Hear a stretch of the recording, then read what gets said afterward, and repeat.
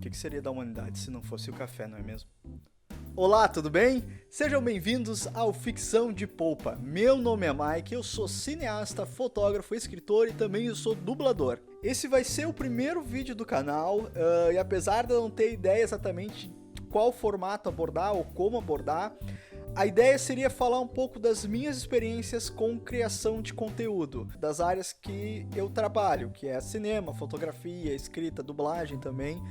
E de repente abordar alguns aspectos técnicos, dar dicas, sugestões, fazer algumas críticas de alguns trabalhos de fora aí. Quem sabe? Eu ainda tô pensando, mas deu vontade de fazer vídeo, deu vontade de criar conteúdo de novo, então tamo aí. Então nesse primeiro vídeo eu pensei em falar um pouco sobre dublagem, né? Pra quem não sabe, eu trabalho com dublagem desde 2015, se eu não me engano, na Universidade Federal de Pelotas pelo projeto Cinema Vocal. Nesse projeto, além de ser dublador e diretor de atores vocais, eu também sou o coordenador dele. Tudo começou lá em 2015, quando um amigo meu que fazia parte desse projeto me convidou para participar de uma videoconferência com o Wendel Bezerra. Para quem não sabe, o Wendel Bezerra ele é dublador de personagens icônicos como o Bob Esponja, como o Goku e também como Jack Chan. Cara, eu não pensei duas vezes. Eu fui na conferência, foi extremamente incrível, assim. O Wendel é um cara sensacional. Ele foi muito aberto nas respostas que ele deu. Ele respondeu todas as perguntas sem problema nenhum. E, cara, sem comentários, né? Eu pude dizer que eu conheci finalmente o Goku. Nessa época, eu já fazia teatro, né? Na mesma universidade. Então, eu já estava meio que interessado em investir um pouco desse trabalho teatral na dublagem. É uma coisa que sempre me interessou desde que eu era pequeno. Eu gostava de ficar imitando os personagens, fazendo voz. Dependendo do que fosse, eu tava ali fazendo caras, bocas e vozes também. Depois da videoconferência com o Wendel Bezerra, que foi organizada inclusive pelo coordenador desse projeto e professor da Universidade Federal, o André Macedo. André, eu acabei falando com o André Macedo para ver se eu podia participar desse projeto, né? O André topou e na semana seguinte eu tava lá para começar a trabalhar.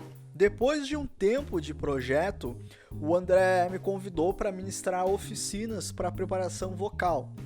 Eu já estava com 2 anos de teatro, mais ou menos, se eu não me engano. Eu já tinha alguma experiência com técnicas de aquecimento vocal, exercícios de corpo também, que é sempre bom deixar a galera um pouco mais relaxada, aliviada. Isso serve para descontrair também, porque às vezes as pessoas estão muito presas na hora de dublar, falar, ainda mais quem está começando, né? A pessoa fica com muita vergonha e às vezes simplesmente não sai como deveria sair a voz da pessoa. A gente tinha um encontro uma vez por semana, né? Nós ainda temos encontro uma vez por semana, mas eu sempre preparava exercícios de aquecimento corporal e vocal. E no final a gente sempre fazia uma pequena sketch e a gente gravava essas sketches para eventualmente se transformar em animação ou uma radionovela, qualquer coisa que fosse. Após muito tempo nós conseguimos uma sala de estúdio dentro da universidade mesmo, ou pelo menos que faz parte da universidade, e lá a gente se estabeleceu e estamos trabalhando até hoje.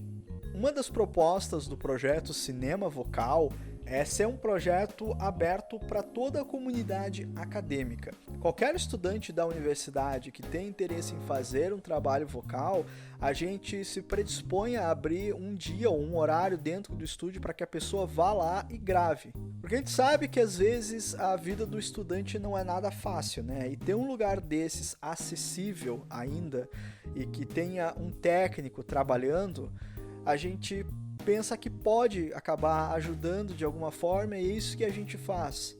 Então projetos de várias áreas já passaram pela gente, né? Já teve gente da matemática que foi gravar conosco, já teve gente, dos cinemas, né? Tanto audiovisual quanto animação que já gravou conosco, o pessoal do teatro já gravou conosco também.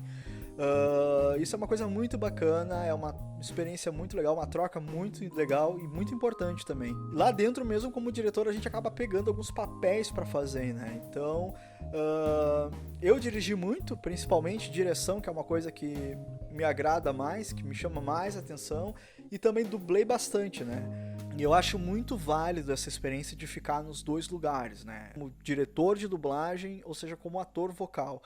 Tu consegue ver todos os problemas e as dificuldades que o ator vocal passa quando tá atuando em relação a um personagem, né?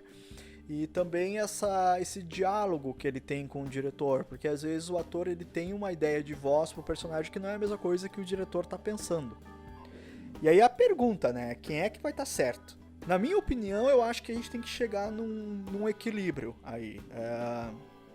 Eu acho que a última palavra é a do diretor, ele que está elaborando todo o projeto, mas eu acho que o diretor ele tem que ser extremamente flexível e aberto à proposta do ator. Porque a gente nunca sabe como a pessoa vai te surpreender com o trabalho dela, entendeu? Quando vê, ela faz uma coisa que se sai muito melhor que aquilo que tu imaginou, e aquilo que tu pensou é uma coisa que não vai funcionar no final das contas, sabe? Às vezes a voz que tu imaginou para um personagem não vai acabar casando. Até porque é um trabalho que envolve muitas áreas, né? O roteirista ele pode ter uma ideia de voz pro personagem que o diretor, que não é a mesma do diretor, que também não é a mesma do ator vocal. E eu falo isso, infelizmente, né? Eu falo isso com toda certeza, infelizmente. Até para manter um trabalho mais saudável, né? A palavra final é do diretor, sempre vai ser do diretor.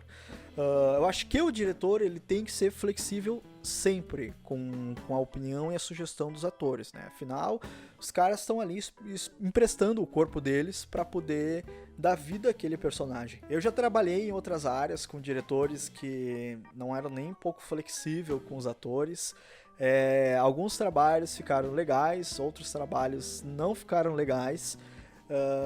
Só que, independente de ter ficado bom ou não, o set não era saudável. E quando o set não é saudável, a gente tem toda a preocupação com a nossa saúde mental, né?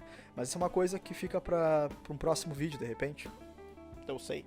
Quando eu tô dirigindo a dublagem, eu tento primeiro conhecer o personagem que eu vou dirigir.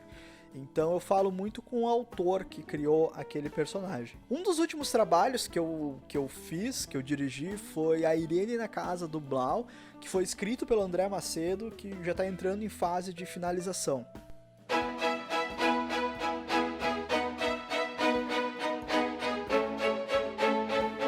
Bloqueai!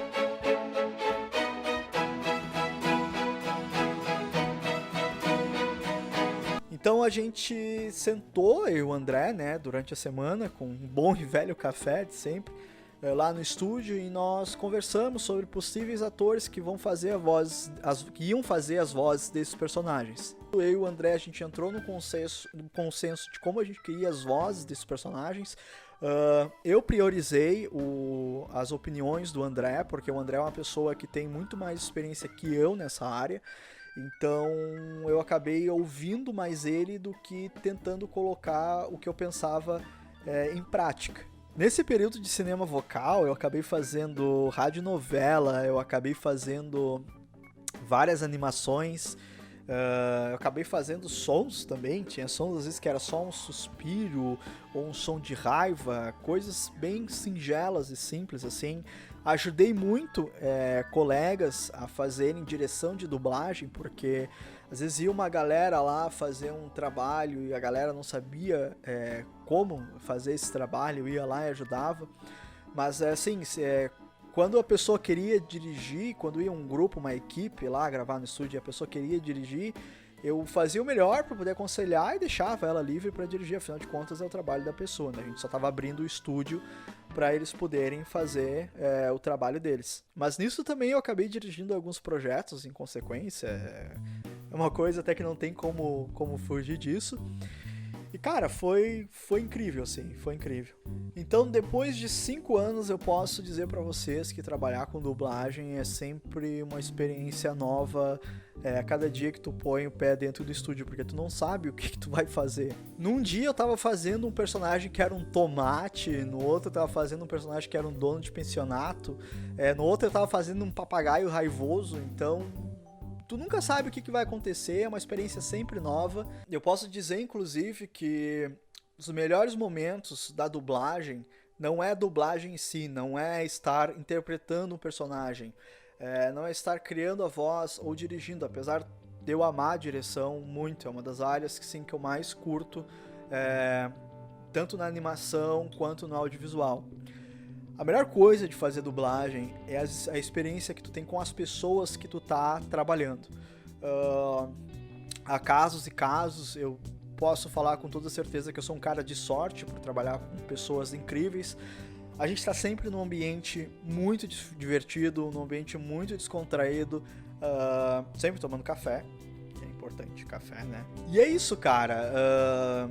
As pessoas que fazem o trabalho valer a pena, as pessoas que fazem o trabalho ter um resultado bom, e as pessoas que fazem tu seguir em frente quando esse trabalho não tem um resultado bom. É sempre bom tu trabalhar com uma equipe de amigos, de preferência, né? Que entende os problemas, as dificuldades, que aceita os erros em prol do trabalho, em prol da amizade, que é a coisa mais importante, né? Os laços humanos são mais importantes que qualquer outra coisa. Porque se tu não tem isso, tu acaba não tendo um resultado satisfatório em qualquer coisa que tu faça na vida. Mesmo que tu tenha, tu vai acabar sendo uma pessoa infeliz, e eu acho que isso não é uma coisa muito saudável para ninguém. Então nós continuamos trabalhando no cinema vocal, né? Infelizmente esse ano nós tivemos que parar devido à situação que nos encontramos no mundo atualmente, mas assim que as coisas estiverem normalizadas, nós voltamos às nossas funções, nós voltamos ao nosso trabalho, sempre com muito gosto, com muita satisfação e com muito café. Bom, é isso aí, pessoal. Confesso que eu tô um pouco perdido aqui ainda. Eu não sei se as coisas que eu falei fizeram muito sentido. A ideia era realmente contar um pouco da minha experiência com dublagem para vocês, né? Falar um pouco desse trabalho que eu já fiz, as coisas que eu fiz. E do quanto eu gosto de fazer isso também, o quanto eu não quero deixar de fazer isso tão cedo. Eu espero que tenha sido do agrado de vocês esse vídeo, de verdade. Eu pretendo fazer outros tipos de conteúdo de outras formas também, falar mais que eu gosto, falar mais de cinema, literatura, gêneros literários que eu curto bastante também. Mas é isso daí, demos um primeiro passo e acho que isso é bom. Então é isso aí, pessoal, eu vou ficando por aqui. Eu quero convidar vocês também para conhecer um outro trabalho que eu faço com uma galera muito mega boga aí, que se chama Taberna do Manco. Na Taberna do Manco nós temos um podcast, tá? Nós também escrevemos críticas, resenhas, reviews. A gente tá para lançar um canal no YouTube agora, eventualmente, onde a gente quer fazer bastante vídeo de games, cinema, entre outros. Mas nosso carro principal atualmente é o nosso podcast, tá? Eu vou deixar o link aqui na descrição do nosso Instagram, do nosso site também. Convido vocês a visitarem os links, a ouvirem nosso podcast. A gente fala bastante sobre política, a gente fala sobre animes, games, filmes. Né? Nós somos um grupo bem eclético, por assim dizer. É isso aí, pessoal. Eu vou ficando por aqui. A gente se vê no próximo vídeo e até a próxima.